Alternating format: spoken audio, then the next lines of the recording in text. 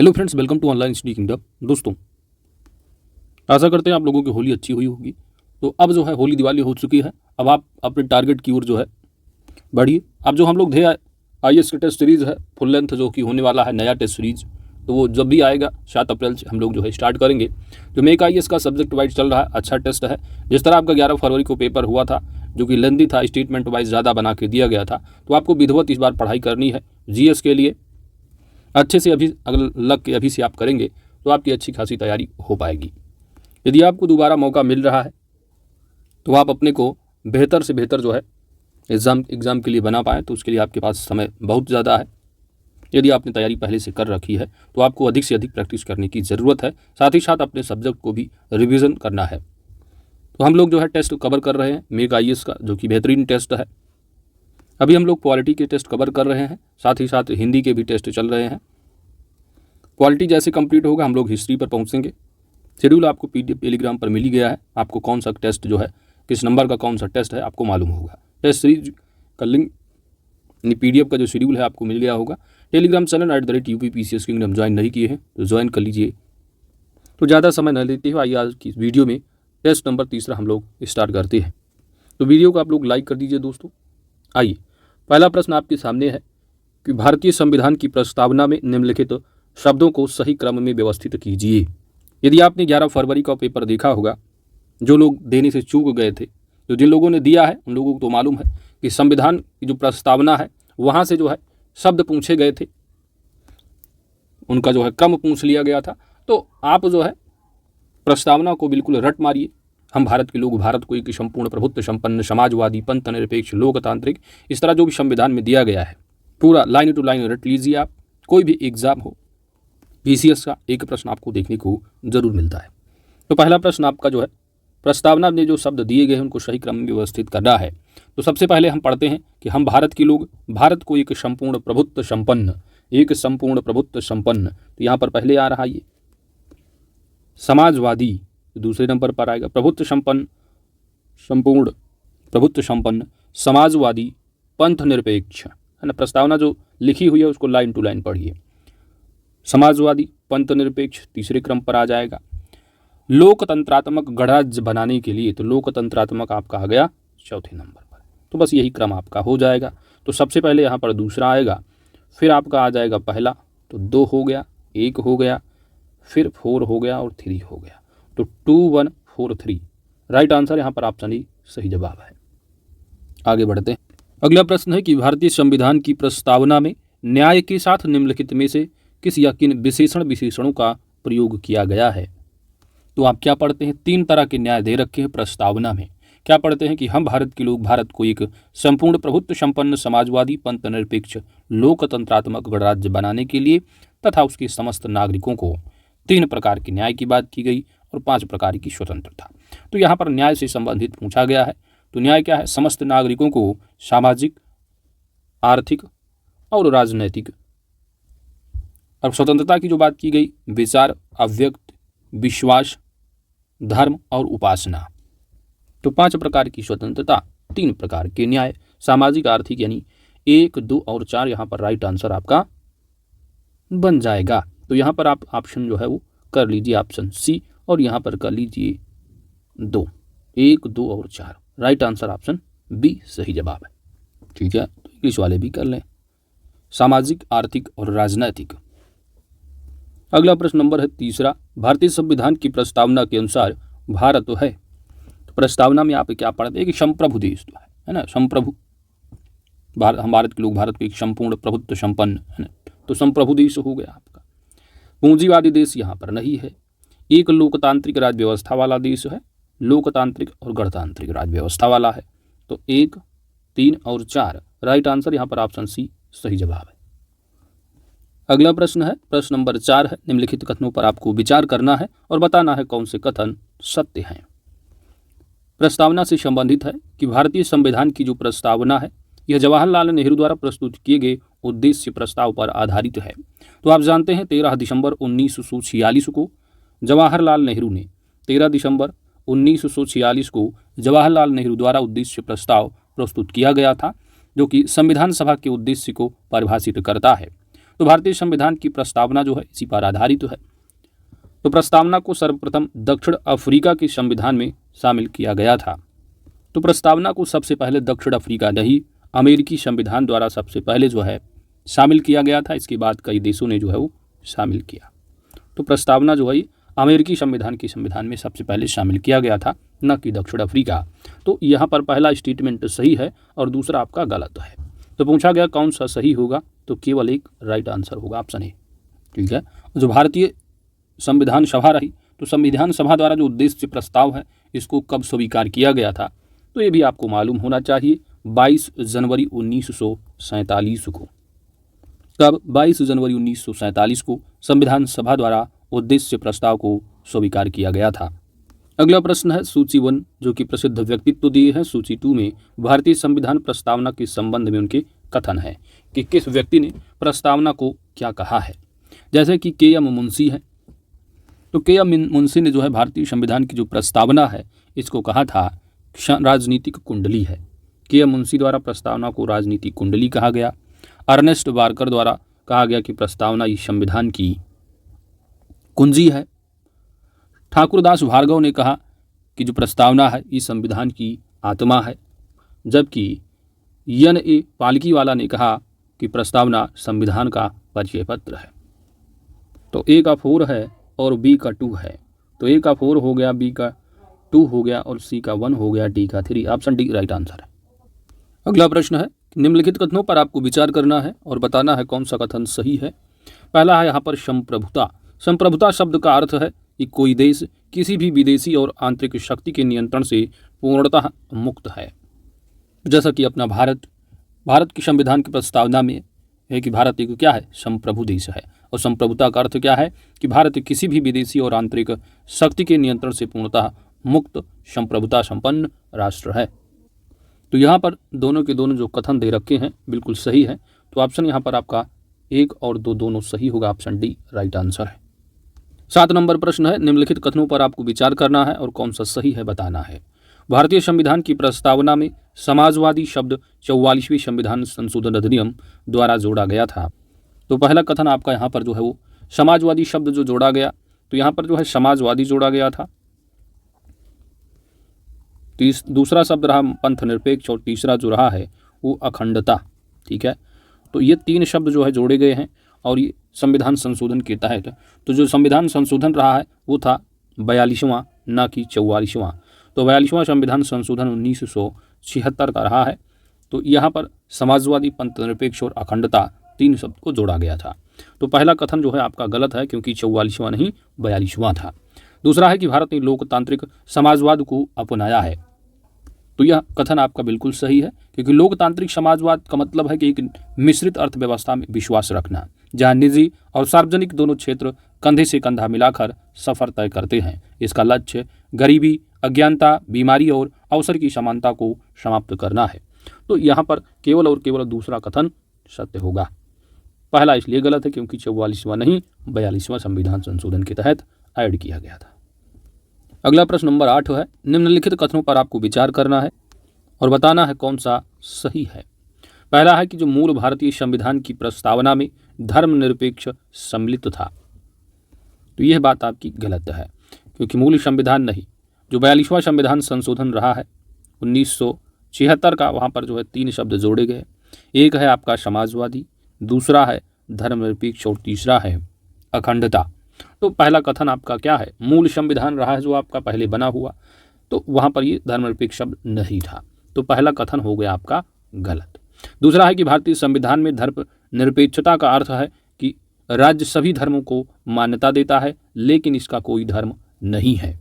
तो दूसरा कथन आपका बिल्कुल सही है, क्योंकि जो भारतीय संविधान है वह एक धर्मनिरपेक्ष देश की बात करता है जिसका कोई राज्य धर्म नहीं होता, और ये राज्य जो है सभी धर्मों को क्या है मान्यता और स्वीकारता देगा, किसी विशेष धर्म का पक्ष या संरक्षण नहीं करेगा। इस प्रकार हम कह सकते हैं कि जो भारतीय संविधान है इसमें धर्मनिरपेक्षता का अर्थ है कि राज्य सभी धर्मों को मान्यता देता है, लेकिन इसका कोई धर्म नहीं है। और फंडामेंटल राइट में आप आर्टिकल नंबर 25 से लेकर के 28 तक आप पढ़ते हैं, जो मौलिक अधिकार है धर्म की स्वतंत्रता को सुनिश्चित करता है। तो दूसरा कथन आपका सही है, पहला यहाँ पर गलत है। तो कौन सा सही है? तो केवल और केवल 2, ऑप्शन सी राइट आंसर। अगला है कि निम्नलिखित कथनों पर आपको विचार करना है और बताना है कौन से कथन सही है। पहला कथन है कि भारतीय संविधान की प्रस्तावना इस बात की पुष्टि करती है कि भारत एक लोकतांत्रिक देश है। तो हम पढ़ते हैं कि हम भारत के लोग भारत को एक संपूर्ण प्रभुत्व संपन्न समाजवादी पंथ निरपेक्ष लोकतांत्रिक गणराज्य बनाने के लिए, तो लोकतांत्रिक शब्द आपका है प्रस्तावना में, तो लोकतांत्रिक आपका देश है। लोकतांत्रिक शब्द का अर्थ है कि संविधान की जो स्थापना है एक सरकार के रूप में होती है जिसे चुनाव के माध्यम से लोगों द्वारा जो है निर्वाचित होकर अधिकार प्राप्त होता है। तो जो भारतीय संविधान इसमें प्रस्तावना इस बात की पुष्टि करती है कि भारत एक लोकतांत्रिक देश है, जिसका अर्थ है कि सर्वोच्च सत्ता लोगों के हाथ में है। और जो लोकतंत्र शब्द है, लोकतंत्र शब्द जो है इसका प्रयोग जो किया गया है प्रस्तावना में, वो राजनीतिक, आर्थिक और सामाजिक लोकतंत्र के लिए प्रस्तावना के रूप में प्रयोग किया जाता है। दूसरा है कि सरकार के जिम्मेदार प्रतिनिधि, सार्वभौमिक वयस्क मताधिकार, एक वोट एक मूल्य, स्वतंत्र न्यायपालिका आदि भारतीय लोकतंत्र की विशेषताएं हैं। तो ये दोनों की दोनों जो बातें हैं बिल्कुल सही है, ऑप्शन बी राइट आंसर। अगला प्रश्न नंबर 10 है, नीचे 2 वक्तव्य दिए गए हैं, कथन और कारण, सही कूट का आंसर आपको बताना है। पहला कथन है कि भारत एक गणराज्य है, तो भारत एक लोकतांत्रिक गणराज्य है, प्रस्तावना में बताया गया है।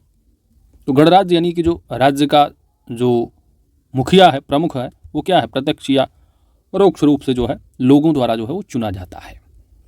जैसे कि भारत है अपना, तो जो राष्ट्रपति है, राष्ट्रपति जो है लोगों द्वारा क्या है वो अप्रत्यक्ष रूप से चुने जाते हैं, जिसका अर्थ संसद और राज्य विधानसभाओं में अपने प्रतिनिधियों के माध्यम होता है। तो भारत एक गणराज्य है, तो गणराज्य यानी राज्य का जो प्रमुख है प्रत्यक्ष या अप्रत्यक्ष रूप से लोगों के द्वारा चुना जाना होता है। तो भारत के राष्ट्रपति को लोगों द्वारा परोक्ष यानी अप्रत्यक्ष रूप से चुना जाता है, इसलिए भारत एक गणराज्य है। तो दोनों की दोनों बातें, कथन और कारण सही है। तो ए और आर दोनों सही है, और जो कथन का सही स्पष्टीकरण जो कारण दिया वो सही है कि भारत एक गणराज्य है क्योंकि भारत के राष्ट्रपति को लोगों द्वारा प्रत्यक्ष रूप से चुना जाता है, परोक्ष या अप्रत्यक्ष। ऑप्शन बी सही जवाब होगा। अगला प्रश्न नंबर 11 है, निम्नलिखित कथनों पर विचार कीजिए और कौन से कथन सही हैं, आपको सही जवाब देना है।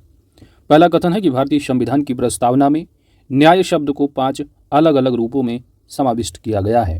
तो भारत की जो संविधान है तो भारतीय संविधान की प्रस्तावना में 3 प्रकार के न्याय बताए गए हैं, सामाजिक, आर्थिक और राजनैतिक। तो यहाँ पर 5 बताया गया है, जो कि पहला कथन हो जाएगा आपका गलत।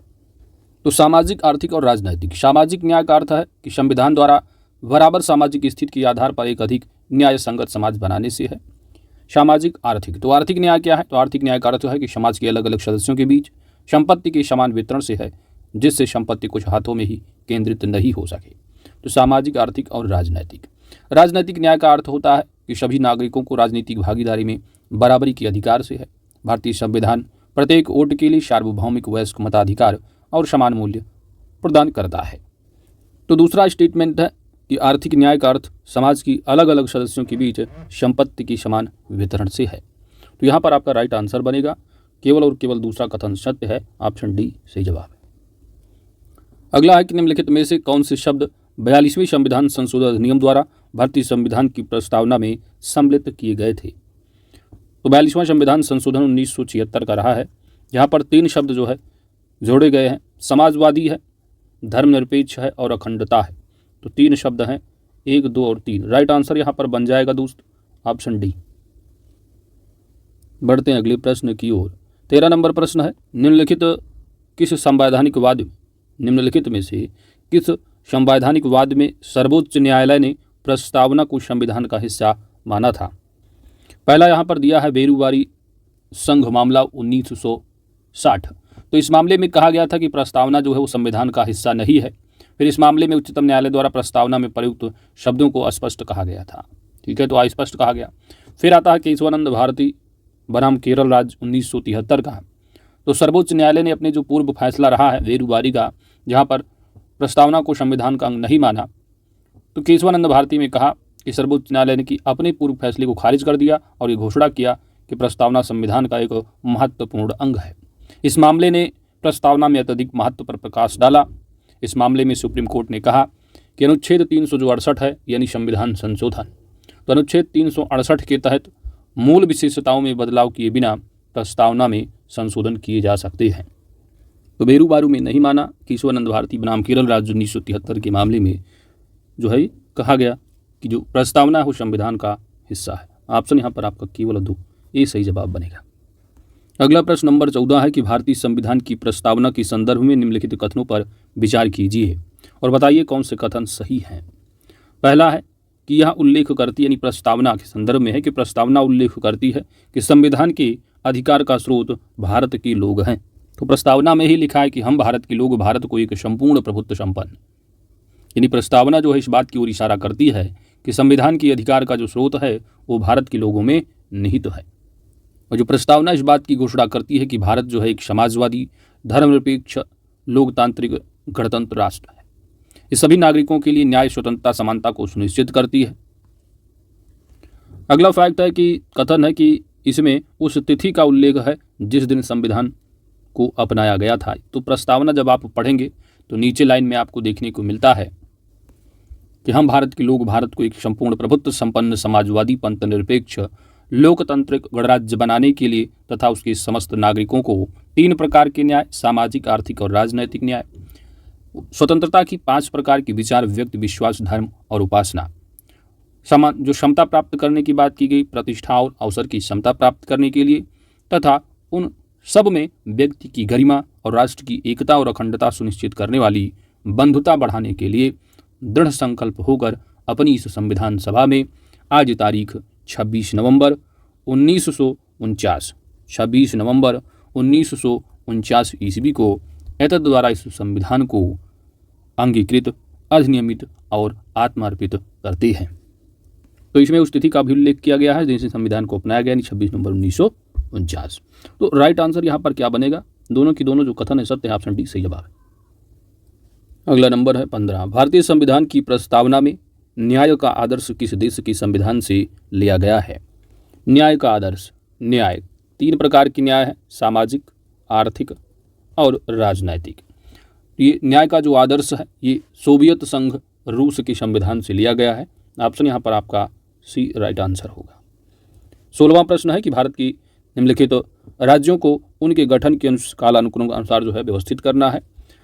तो छत्तीसगढ़, उत्तराखंड है, फिर उत्तराखंड दिया, फिर तेलंगाना दे दिया। ठीक है, तो यहाँ पर थोड़ा उत्तराखंड को आप छत्तीसगढ़, झारखंड ले लो, झारखंड कर दो, झारखंड यहाँ पर। ठीक है, अब प्रश्न में हो जाएगा बदलाव। तो झारखंड यहाँ पर, छत्तीसगढ़ गठन कब हुआ है दोस्त? तो छत्तीसगढ़ का गठन हुआ है 1 नवंबर 2000 ईस्वी को। तेलंगाना का गठन कब हुआ? तो ये आपका लेट है, ठीक नहीं, 2014 में रहा है, 2 जून को। तो 2 जून 2014। अब क्रोनोलॉजी आप देख लीजिए, तो 1 2 3 4 हो ही जाएगा आपका। तो राइट आंसर यहाँ पर क्या बनेगा दोस्त? Option A. बढ़ते हैं आगे। अगला प्रश्न नंबर है आपका 17। नीचे 2 वक्तव्य दिए हैं, कथन और कारण दिए गए हैं, आपको पढ़कर आंसर देना है। कथन है कि जो भारतीय संविधान है एक जीवंत दस्तावेज है, जीवंत दस्तावेज। कारण ये है कि भारतीय संविधान को समाज की आवश्यकताओं के अनुसार संशोधित किया जा सकता है। तो ये बात आप पढ़ते हैं। जो भाग आपका 20 है, आर्टिकल 368 के तहत जो है, जो भारतीय संविधान है ये भारत की संसद को जो है पावर देता है, जब भी आवश्यकता उसको लगे संविधान संशोधन करने की तो शक्ति देता है ना। तो आर्टिकल 13 यानी 13 को भी ध्यान में रखना है। बेसिक स्ट्रक्चर जो कॉन्स्टिट्यूशन का है वो जो है उसमें बदलाव नहीं किया जा सकता। यदि बदलाव किया जा सकता है, यानी बदलाव करके यदि आप संविधान संशोधन करते हैं तो वो क्या हो जाएगा? इनवैलिड होगा, नल एंड वाइड माना जाएगा। सुप्रीम कोर्ट क्या है? खारिज कर देगा। तो पहला जो कथन है बिल्कुल सही है और कथन का कारण जो है स्पष्टीकरण भी है। तो ऑप्शन यहाँ पर आपका बी राइट आंसर बनेगा। ए और आर दोनों सही है, ए का सही स्पष्टीकरण आर है। 18 नंबर प्रश्न है कि केशवानंद भारती वाद यानी केशवानंद भारती बनाम केरल राज्य का जो मैटर रहा है, मामला, केस, इसके संदर्भ में आपको बताना है कौन सा कथन जो है वो सही है।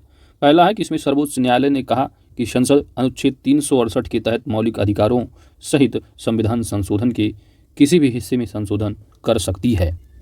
तो पहला कथन बिल्कुल सही है, मूल अधिकार में भी संशोधन किया जा सकता है।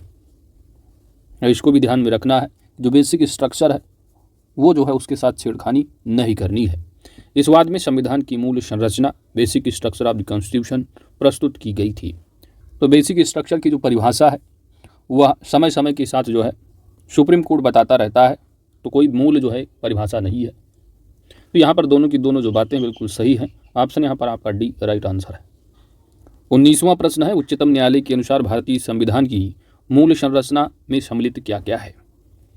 तो केशवानंद भारती बनाम केरल राज्य जो 13 सदस्यीय 12 अन्य जो न्यायाधीश रहे हैं और एक मुख्य न्यायाधीश, तो कुल 13 जो न्यायाधीश रहे उनकी संविधान सभा की पीठ ने जो है निर्णय दिया, कुछ बातें बताई, प्रमुख जो मूलभूत तत्व हैं जिसमें कि अनुच्छेद 368 यानी संशोधन जो है वो संविधान में नहीं किया जा सकता, जैसे कि संविधान की सर्वोच्चता के साथ छेड़खानी नहीं करनी है, विधायिका कार्यपालिका एवं न्यायपालिका के बीच जो शक्ति का बंटवारा है उनमें आपको ध्यान रखना, उसके साथ आपको संविधान संशोधन नहीं करना है, गणराज्यात्मक एवं लोकतांत्रिक स्वरूप वाली सरकार का होना, संविधान का धर्मनिरपेक्ष चरित्र का होना, ये सभी क्या है बेसिक स्ट्रक्चर हैं कॉन्स्टिट्यूशन के। तो इन सबको आपको ध्यान देना है। तो सभी की सभी जो बातें हैं बिल्कुल यहाँ पर सही है। ऑप्शन यहाँ पर सी राइट आंसर हो जाएगा। इसके साथ ही साथ जो मौलिक अधिकार और नीति निषेध तत्व इनके बीच सौहार्द और संतुलन बनाए रखना है, इसके साथ कोई छेड़खानी नहीं करनी है, कल्याणकारी राज्य की स्थापना का जो जनादेश है उसके साथ कोई संशोधन नहीं करना, संसदीय जो अपनी प्रणाली है उसके साथ नहीं करना कोई छेड़खानी, संविधान संशोधन करके राष्ट्र की एकता और अखंडता, तो इन सबको ध्यान देना है। तो 368 के तहत संविधान संशोधन कर सकते हैं, लेकिन बेसिक स्ट्रक्चर जो है उसके साथ आपको छेड़खानी नहीं करनी है। ये पार्लियामेंट के पास पावर नहीं है।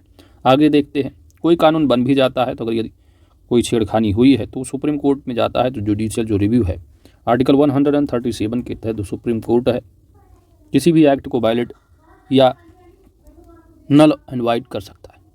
अगला आपका प्रश्न नंबर है 20 दोस्त, निम्नलिखित युग्मों पर आपको विचार करना है और आपको बताना है कौन सा युग्म सुमेलित है। पहला लिखा है मिनरवा मिल्स मामला 1980 का, जो कि संबंधित रहा है मौलिक अधिकारों और निदेशक सिद्धांतों के बीच सामंजस्य और संतुलन से संबंधित। भीम सिंह जी मामला 1981 रहा, कल्याणकारी राज्य यानी सामाजिक आर्थिक न्याय की बात की गई। वहीं पर इंदिरा साहिनी केस 1992 का, जो कि मंडल केस के नाम से जो है वो जाना जाता, लोकप्रिय है, इसमें कानून की शासन की बात की गई। तो सभी के सभी जो केस ला हैं उनसे संबंधित जो मूल संरचना में शामिल तत्व हैं वो यहाँ पर बिल्कुल सही है। तो सभी युग में बिल्कुल सही है। ऑप्शन डी आपका राइट आंसर बनेगा 1, 2 एंड 3। इसके अलावा कुछ और मामले रहे हैं, जैसे 1975 का मामला रहा है इंदिरा नेहरू गांधी मामला 1975 का। इसके द्वारा जो संविधान की मूल संरचना है उसमें जो जुडिशियल रिव्यू है इसको जोड़ दिया गया, यानी न्यायिक समीक्षा को जोड़ा गया। इसके अलावा लोकप्रिय रूप से जो चुनाव केस के रूप में भी जाना जाता है इंदिरा नेहरू गांधी मामले को। आगे बढ़ते हैं। 21 नंबर प्रश्न है कि प्रसिद्ध केशवानंद भारती बनाम केरल राज्यवाद में कितने न्यायाधीशों की संवैधानिक पीठ संविधान की आधारभूत संरचना का ऐतिहासिक सिद्धांत दिया था? तो 13 न्यायाधीशों वाली संविधान पीठ ने 7 और 6 के बहुमत के निर्णय के साथ जो है संविधान की आधारभूत संरचना अनुल्लंघनीय है और इसे संसद द्वारा परिवर्तित नहीं किया जा सकता है। तो आधारभूत जो संरचना है, बेसिक स्ट्रक्चर है, उसको जो है केशवानंद भारती बनाम केरल राज्यवाद के बाद भारतीय संविधान में एक सिद्धांत के रूप में मान्यता प्राप्त हुई है। अगला प्रश्न है आपका 22 नंबर, उच्चतम न्यायालय के अनुसार भारतीय संविधान की मूल संरचना में सम्मिलित है। तो बेसिक स्ट्रक्चर क्या है यहाँ आपको बताना है पहचान करके। पहला है कि संप्रभु लोकतांत्रिक गणराज्य की स्थापना, तो इसके साथ कोई छेड़छाड़ी नहीं होनी चाहिए। संसदीय प्रणाली है, स्वतंत्र और निष्पक्ष चुनाव, शक्तियों के पृथक्करण का सिद्धांत। 1, 2, 3 एंड 4 ऑप्शन यहाँ बी सही जवाब। 23 नंबर प्रश्न है, कथन और कारण दिए गए हैं और यहाँ पर आपको बताना है क्या सही होगा। कथन क्या है कि भारतीय संसद ने वर्ष 1971 में 24वां संवैधानिक संशोधन नियम पारित किया था। और पारित करने का कारण क्या रहा कि गोलकनाथ मामले में वर्ष 1967 में सर्वोच्च न्यायालय ने कहा कि संसद मौलिक अधिकारों में संशोधन नहीं कर सकती है। तो गोलकनाथ मामले में कहा गया 1967 में कि जो सुप्रीम कोर्ट है, संसद के पास जो है पावर नहीं है कि मौलिक अधिकार में संशोधन करे। फिर उसके बाद 1971 में 24वां संविधान संशोधन किया जाता है, जिसमें संसद को पावर दी जाती है कि संसद को संशोधन के माध्यम से मौलिक अधिकारों को संशोधित करने में सक्षम बनाया गया। किसको दी गई पावर? संसद को। तो कथन और कारण दोनों सही है और एक ही सही व्याख्या, ऑप्शन बी राइट आंसर है। अगला प्रश्न 24 नंबर है, निम्नलिखित में से कौन सा प्रसिद्ध जो केस लॉ है, वाद है, वो कार्यस्थल पर यौन उत्पीड़न से संबंधित था? पहला यहाँ पर दिया हुआ है विशाखा बनाम राजस्थान राज्य, तो यही केस ला है 1997 का 1997 का। तो कार्यस्थल पर यौन उत्पीड़न को रोकने के लिए दिशा निर्देश जारी किया गया इसके माध्यम से। विशाखा बनाम राजस्थान राज्य मामले में कार्यस्थल पर महिलाओं के यौन उत्पीड़न के संदर्भ में न्यायिक सक्रियता अपने शिखर पर पहुंच गई थी। तो इसी केस ला के माध्यम से यानी विशाखा बनाम राजस्थान राज्यवाद 1997 में जो है भारत में पहली बार यौन उत्पीड़न को आधिकारिक रूप से परिभाषित किया गया था। भारत में चूंकि कार्यस्थल पर यौन उत्पीड़न से संबंधित कोई कानून नहीं था, इसलिए अदालत ने कहा कि the convention on the elimination of all forms of discrimination against women यानी CEDAW, the convention on the elimination of all forms of discrimination against women 1980 Bharat द्वारा जो हस्ताक्षर के आधार पर 1980 एक्ट, इसी आधार पर दिशा निर्देश बनाए जाएंगे। तो यहाँ पर राइट आंसर ऑप्शन इस सही जवाब बन जाएगा। प्रसिद्ध वाद जो है कार्यस्थल पर यौन उत्पीड़न संबंधित कौन सा है? विशाखा बनाम राजस्थान राज्य है। 25वां प्रश्न है दोस्त, निम्नलिखित में से किस वाद में पहली बार इच्छा मृत्यु का मुद्दा सार्वजनिक चर्चा में आया था?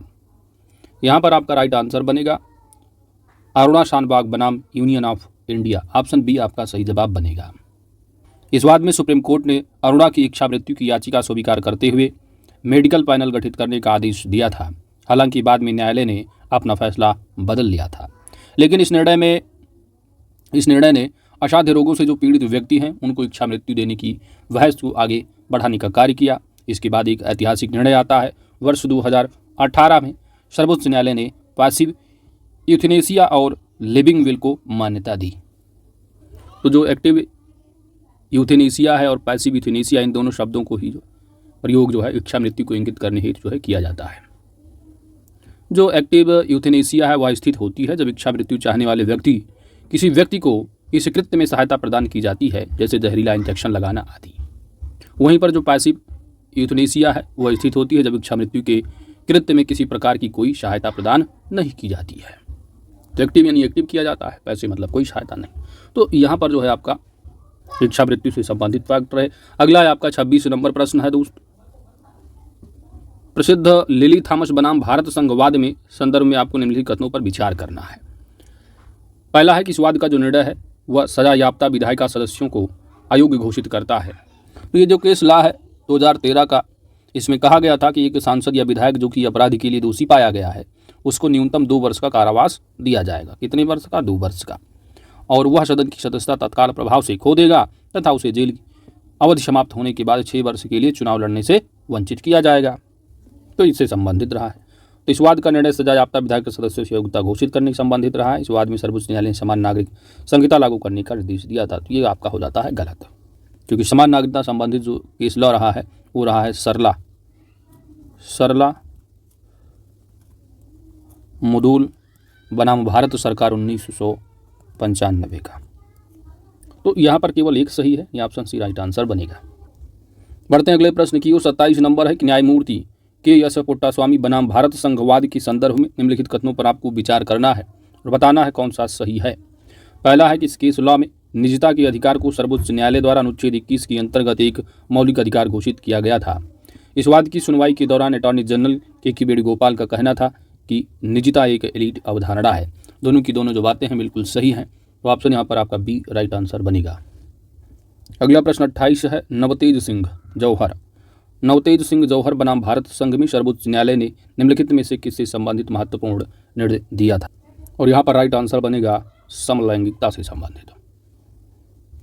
तो नवतेज सिंह जौहर बनाम भारत संघवाद 2018 का जो रहा इसका मुख्य विषय था IPC की धारा 377 को अवैध ठहराना और समलैंगिकता को वैध प्रदान करना।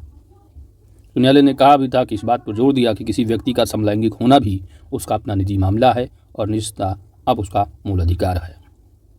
ये सब बातें वहीं पर जो IPC की धारा 377 रही उसका संबंध अप्राकृतिक शारीरिक संबंध से रहा है, जिसके अनुसार कहा गया यदि 2 लोग आपसी सहमति अथवा असहमति से आपस में अप्राकृतिक संबंध बनाते हैं और दोषी करार दिए जाते हैं तो उनको 10 वर्ष से लेकर उम्र कैद की जो है सजा हो सकती है। अधिनियम में इस अपराध को संज्ञेय तथा गैर जमानती भी माना गया है। यद्यपि कि व्यक्ति के चयन की स्वतंत्रता को महत्व देते हुए वर्ष 2009 में हाई कोर्ट ने कहा कि आपसी सहमत से एकांत में बनाए जाने वाले जो समलैंगिक संबंध हैं इनको अपराध दायरे से बाहर करने का निर्णय लिया था। किंतु 2013 में सुप्रीम कोर्ट द्वारा समलैंगिकता की स्थिति में उम्र कैद के प्रावधान को पुनः बहाल करने का फैसला सुनाया गया था। तो नवतेज सिंह जौहर बनाम भारत संघवाद संबंधित जो है वो है समलैंगिकता से संबंधित। प्रश्न संख्या 29 है, भारतीय संविधान की अनुच्छेद 1 के अनुसार भारत के राज्य क्षेत्र में समाविष्ट होंगे। तो आर्टिकल नंबर 1 है, संघ का नाम और उसी राज्य से संबंधित है, और यहाँ पर भारत की राज्य क्षेत्र से संबंधित जो है वो भारत राज्यों के राज्य क्षेत्र होंगे सम्मिलित। इसमें पहली अनुसूची में विदेश जो संघ राज्य क्षेत्र है उसमें आ जाएंगे। ऐसे अन्य राज्य क्षेत्र जो अर्जित किए जाएं वो भी जो है संघ का हिस्सा होंगे। तो राज्यों के राज्य क्षेत्र पहली अनुसूची में निर्दिष्ट संघ राज्य क्षेत्र और ऐसे अन्य राज्य क्षेत्र जो अर्जित किए जाएं कि भारत के राज्य क्षेत्र में समाविष्ट होंगे। भारत अर्थात इंडिया राज्यों का संघ होगा, ये बात भी आपके आर्टिकल 1 में कही गई है। राज्य और उनके राज्य क्षेत्र वह होंगे जो पहली अनुसूची में निर्दिष्ट हैं। तो यहाँ पर तीनों की तीनों जो बातें हैं बिल्कुल सही हैं। ऑप्शन यहाँ पर आपका बी सही जवाब है। अगला प्रश्न है कि भारतीय संविधान का अनुच्छेद 3 भारतीय संसद को निम्नलिखित में से कौन सी अधिकार प्रदान करता है। तो अधिकार जो आर्टिकल आपने 1 देखा संघ का नाम और उससे राज्य से संबंधित, आर्टिकल 2 जो है बात करता है नए राज्यों के प्रवेश या स्थापना से संबंधित बातें करता है। आर्टिकल 3 की अगर बात की जाए तो संसद के पास पावर है कि संसद जो है वो राष्ट्रपति को पूर्व सूचना देकर किसी भी राज्य के नाम तथा सीमा जो है उसमें क्या है बदलाव कर सकती है। तो चाहे राज्य के नाम में परिवर्तन हो, राज्य का क्षेत्र हो, ये राज्य की सीमाएं हैं, तो इनमें क्या है परिवर्तन किया जाए। ऑप्शन यहाँ पर आपका ए सही जवाब है।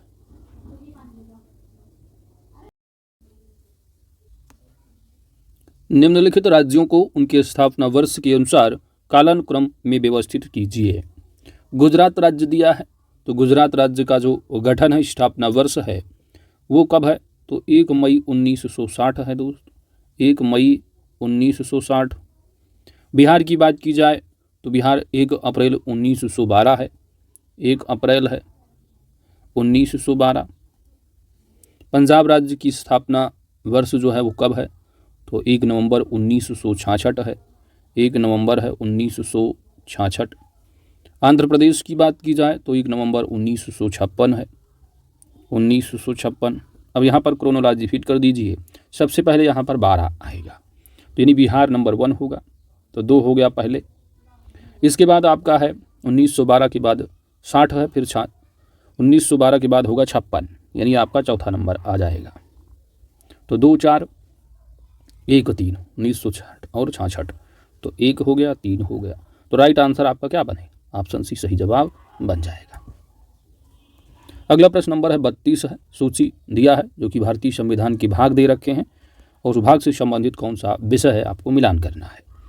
भाग 1 में क्या दिया हुआ है दोस्त, संविधान में टोटल कितने भाग हैं 22।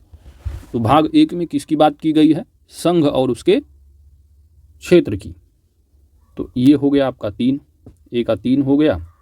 भाग 2 आपका क्या है, नागरिकता से संबंधित है, 4 हो गया। भाग 3 मूल अधिकार है, 2। भाग 4 में आपका नीति निदेशक तत्व है राज्य के, तो ये आपका 1 हो गया, ठीक है। और भाग 4 के बाद भाग 4 ए है मूल कर्तव्य का, तो यहाँ पर 3 4 2 1, तो राइट आंसर हो जाएगा ऑप्शन डी। 33 नंबर प्रश्न है, भारतीय संविधान के संदर्भ में निम्नलिखित युग्मों पर आपको विचार करना है।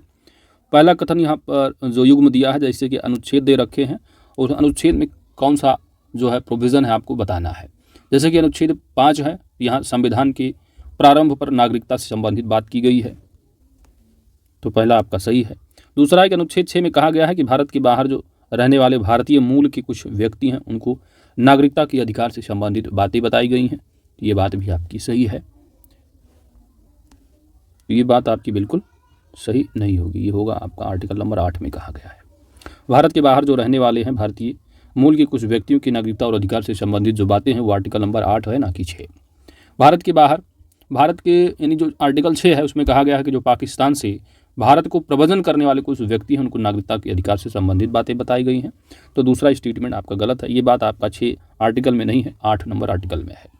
अनुच्छेद 7 कह रहा है कि भारत को प्रव्रजन करने वाले कुछ व्यक्तियों की नागरिकता के अधिकार से संबंधित है, तो ये बात आपकी बिल्कुल सही है। ठीक है, तो आर्टिकल 5 संविधान के प्रारंभ और नागरिकता, आर्टिकल 6 पाकिस्तान से भारत को प्रबंधन करने वाले जो व्यक्ति हैं उनके नागरिकता से संबंधित अधिकार है। आर्टिकल नंबर 7 में जो है वो पाकिस्तान को प्रबंधन करने वाले कुछ व्यक्तियों को नागरिकता के अधिकार से संबंधित बात की गई है। और भारत के बाहर रहने वाले जो भारतीय मूल के कुछ व्यक्ति उनको नागरिकता के अधिकार से संबंधित जो बात बताई गई वो आर्टिकल नंबर 8 है। तो यहाँ पर 1 सही है और 3 सही है, तो राइट आंसर ऑप्शन सी सही जवाब बनेगा। 34 नंबर प्रश्न है कि भारत में नागरिकता के अधिकार का विधि द्वारा विनियमन किया जाता है। भारत में नागरिकता के अधिकार का विधि द्वारा विनियमन किया जाता है। तो ये बात बिल्कुल सही है और ये आर्टिकल नंबर जो है 11 संबंधित है। तो आर्टिकल नंबर 11 जो है वो संसद द्वारा जो है, संसद को पावर है कि संसद द्वारा नागरिकता के अधिकार का जो है कानून बना करके विधि द्वारा जो है विनियमन किया जाना है। तो केंद्रीय विधायिका द्वारा है या राज्य विधायिका द्वारा है। तो राइट आंसर यहाँ पर बनेगा केंद्रीय जो विधायिका है, संसद की बात की गई है, तो यहाँ पर राइट आंसर बनेगा केवल और केवल एक ऑप्शन यहाँ पर डी सही जवाब है।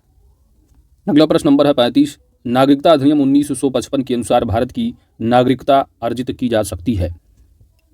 तो जो सिटीजनशिप एक्ट है 1955, इसके द्वारा नागरिकता अर्जन करने की जो बातें बताई गई शर्त वो जो है कई तरह की हैं, जैसे कि जन्म के आधार पर नागरिकता है, वंशक्रम के आधार पर है, पंजीकरण के आधार पर नागरिकता मिल सकती है, ठीक है, देशीयकरण के आधार पर नागरिकता मिल सकती है।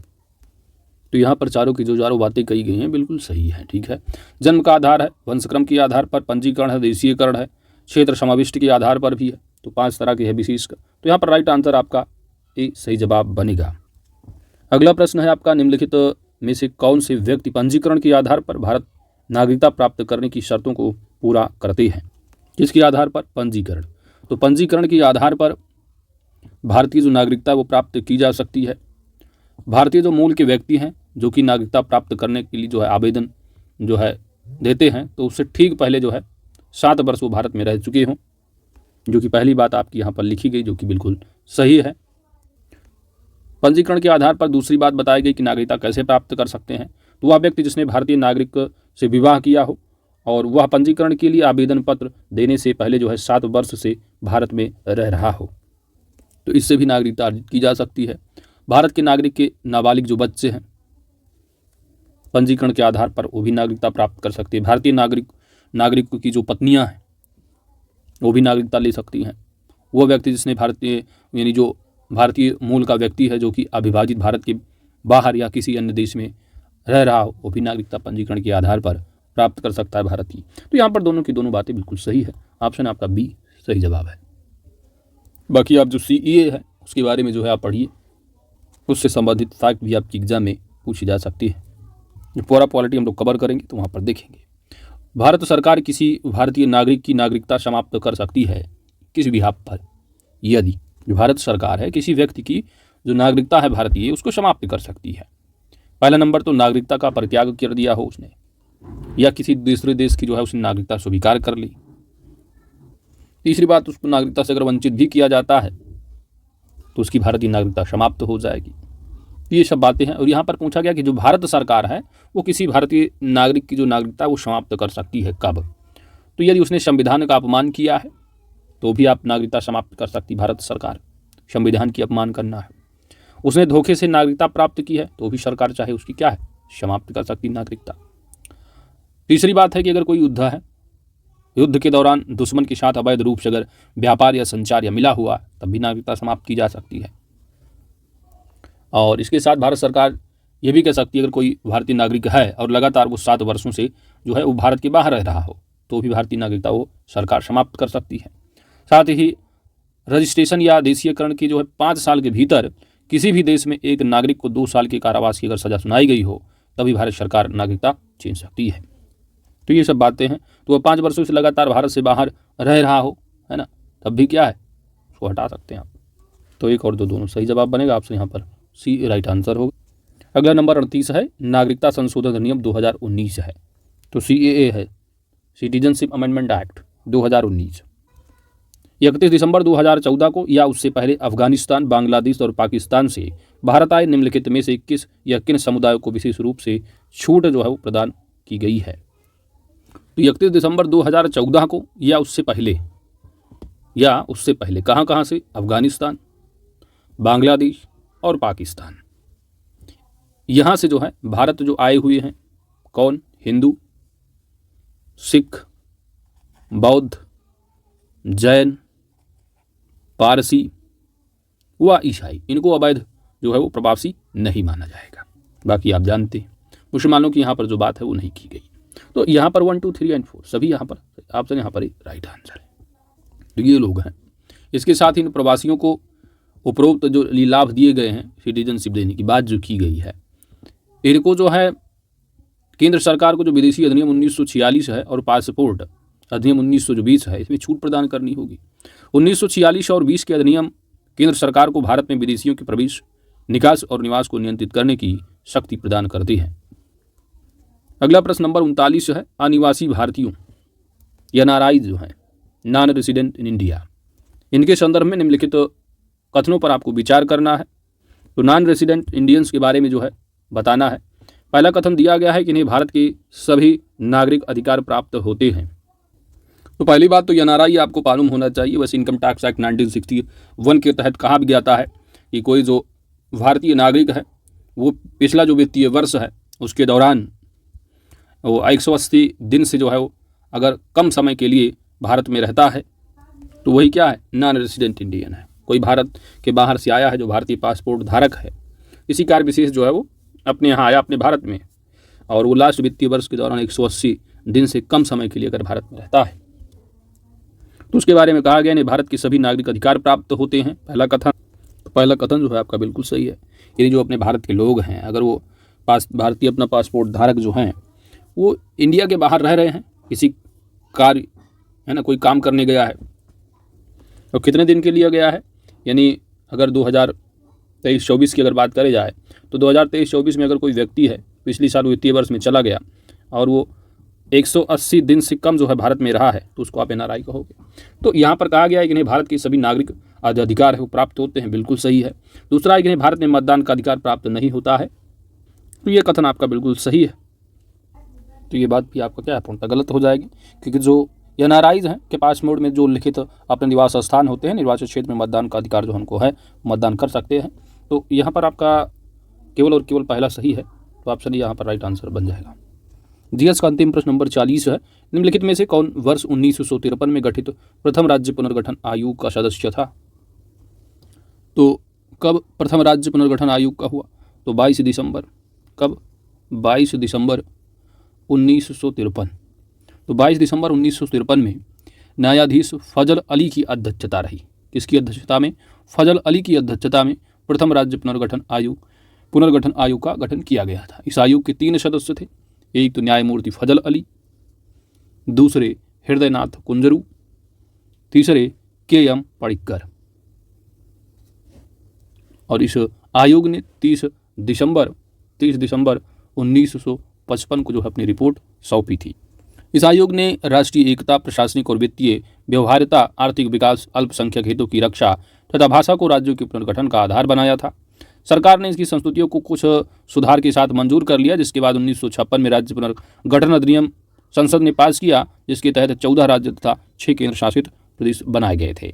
तो यहाँ पर 1, 2 और 4 जो है आपका सही जवाब बनेगा, ऑप्शन सी यहाँ पर राइट आंसर बच जाएगा। जबकि यहाँ पर एक व्यक्तित्व है पोट्टी श्रीरामल्लू।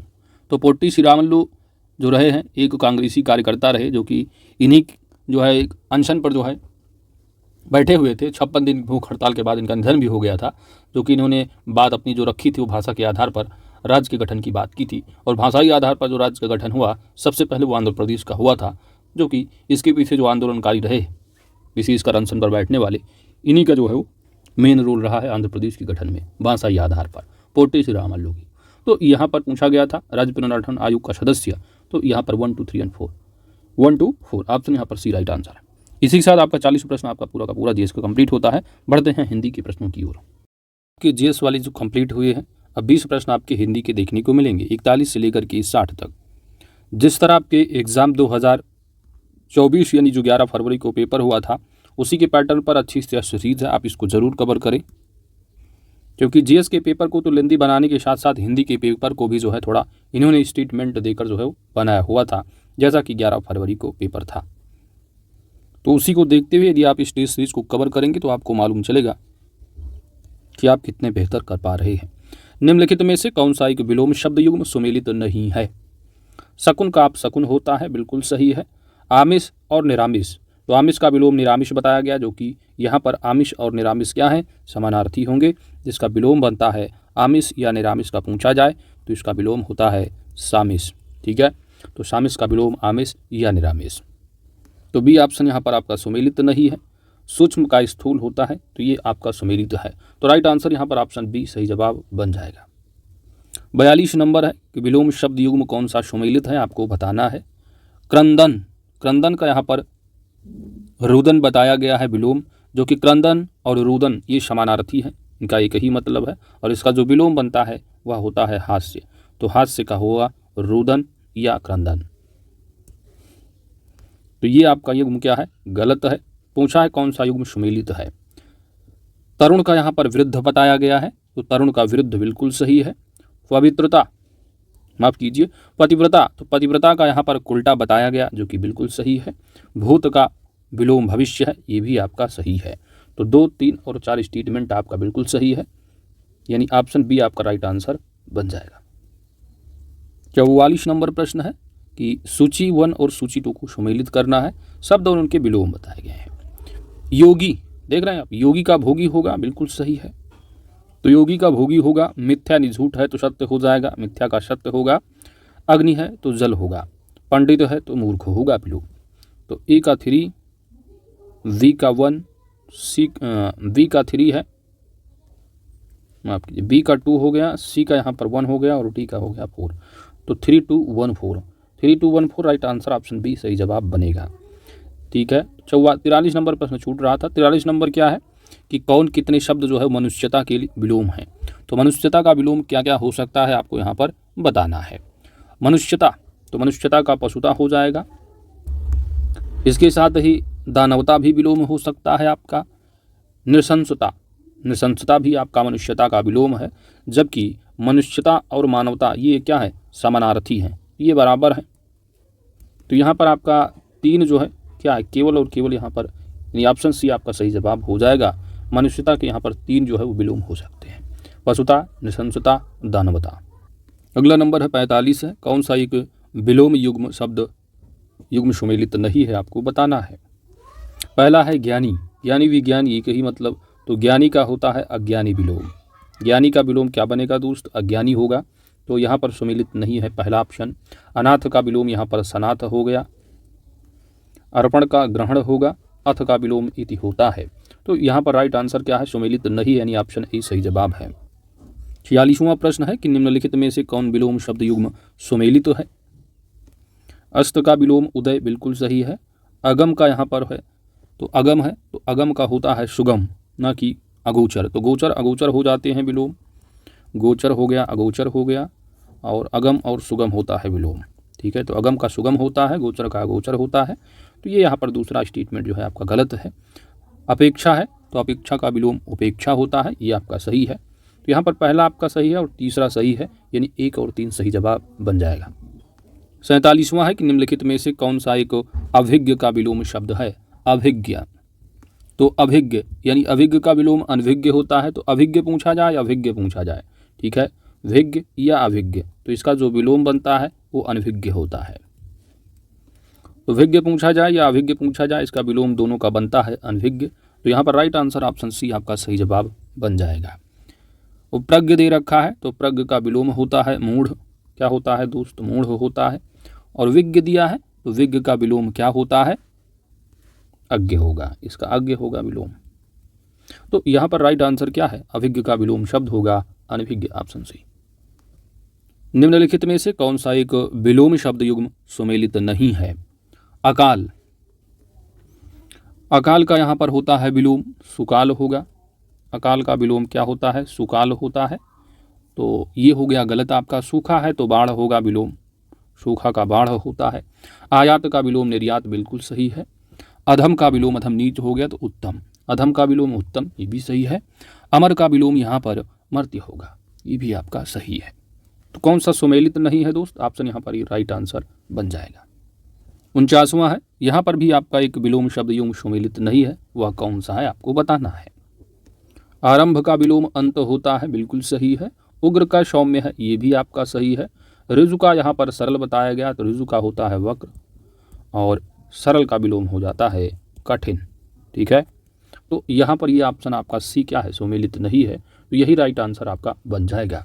ऋणी है तो ऋणी का विलोम होता है उऋण, ये भी आपका सही है। तो राइट आंसर यहाँ पर क्या होगा, ऑप्शन सी। 50वां नंबर है कि कौन से शब्द जो है ऐश्वर्य के विलोम होंगे। ऐश्वर्य का विलोम क्या होगा। कंगला दिया है और दारिद्र्य दिया है, तो यहाँ पर ऐश्वर्य का आपको विलोम बताना है, और यहाँ पर आपका राइट आंसर बनेगा दोस्त दारिद्र्य। तो ऐश्वर्य का होता है केवल और केवल दारिद्र्य। ऑप्शन यहाँ पर आपका केवल 2, यानी राइट आंसर ऑप्शन ही सही जवाब बन जाएगा। कंगला दिया है, इसका हो जाएगा आपका खुशहाल, कंगला का खुशहाल हो जाएगा विलोम। कंजूस दिया है तो कंजूस का आप दानी कर लो। अगला है कि निम्नलिखित में से कौन सा एक सूल का विलोम है। सूल का विलोम शब्द क्या होगा, सूल, और यहाँ पर आपका राइट आंसर बनेगा सूल जो है यानी कांटा, सूल, तो कंटक और शूल पूछा जाए तो आप क्या लगाएंगे, इसका जो विलोम बनता है वो हो जाएगा पुष्प। ऑप्शन यहाँ पर आपका बी राइट आंसर बन जाएगा।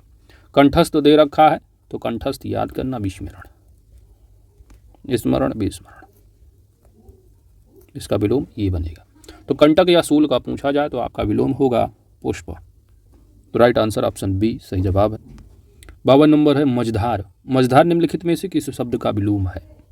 मझधार का विलोम होगा किनारा है, कूल भी होगा और कगार पर होगा, किनारे पर। उपयुक्त तो सभी, राइट आंसर ऑप्शन डी सही जवाब है। निम्नलिखित में से कौन सा एक विलोम शब्द युग्म सुमेलित नहीं है। कंपन दिया है, कंपन का स्थिर बिल्कुल सही है। कटुता का यहाँ पर जो है उदार बताया गया है, उदार, तो कटुता का होता है विलोम मधुरता। कटुता का क्या होगा, मधुरता। तो ये ऑप्शन आपका क्या है, गलत है। उदार, उदार का विलोम हो जाएगा कट्टर। ठीक है, तो कट्टर होता है, तो बी ऑप्शन यहाँ पर क्या है, सुमेलित नहीं है।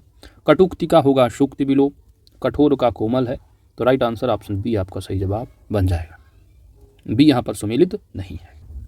54 नंबर है सूची 1 और सूची 2 दिया है, शब्द दिए हैं और उसके विलोम यहाँ पर आपको बता देना है कौन सा यहाँ पर सही है। यहाँ पर कूट दिए हैं, 4 शब्द हैं, उनके सामने 5 विलोम शब्द दे रखे हैं, आपको मिलान करना है। जैसे कि यहाँ पर दिया है कनिष्ठ, तो कनिष्ठ का आपको जानते हैं, कनिष्ठ का हो जाएगा वरिष्ठ, तो बी का 1 हो गया। कद्रदान, तो कद्रदान यानी कि कदर करें तो ना कद्र हो जाएगा, यानी ए का 3 हो गया। कपट, तो कपट का होगा यहाँ पर निष्कपट, 2 हो गया। कथन दिया है, तो कथन का हो जाएगा चुप्पी। अब कथन का अकथ्य न लगा देना, क्योंकि कथ्य का होता है अकथ्य। ठीक है, तो कथ्य का विलोम बनता है अकथ्य, और कथन का होगा यहाँ पर चुप्पी। तो डी का आपका यहाँ पर क्या हो जा रहा है, 4 हो जा रहा है। तो राइट आंसर आपका यहाँ पर यानी 3, 1, 2, 4 ऑप्शन यहाँ पर ये आपका सही जवाब बनेगा दोस्तों, ऑप्शन ए सही जवाब है। बढ़ते हैं अगले प्रश्न की ओर। अगला है कि निम्नलिखित में से कौन सा एक शब्द कपाल का विलोम शब्द है। कपाल, इन सबसे ऊपर की बात की जा रही सर की, तो कपाद का यहाँ पर क्या हो जाएगा, कपाल है तो इसका हो जाएगा पाद। ठीक है, तो कपाल का पाद, ऑप्शन यहाँ पर आपका डी सही जवाब बनेगा।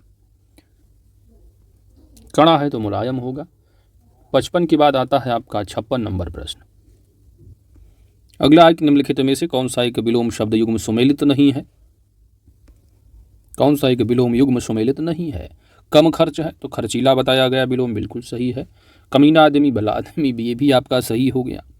करतल, करतल, तो करतल का हो जाएगा पदतल, तो ये भी आपका बिल्कुल क्या है, सही है। करार है, तो करार अगर कोई है तो करार यानी करना, जैसे कि कोई कांटेक्ट करना, समझौता करना हो गया आपका, तो ये आपका समानार्थी दिख रहा है, ये तो विलोम है नहीं। करार का हो जाएगा बेकरार।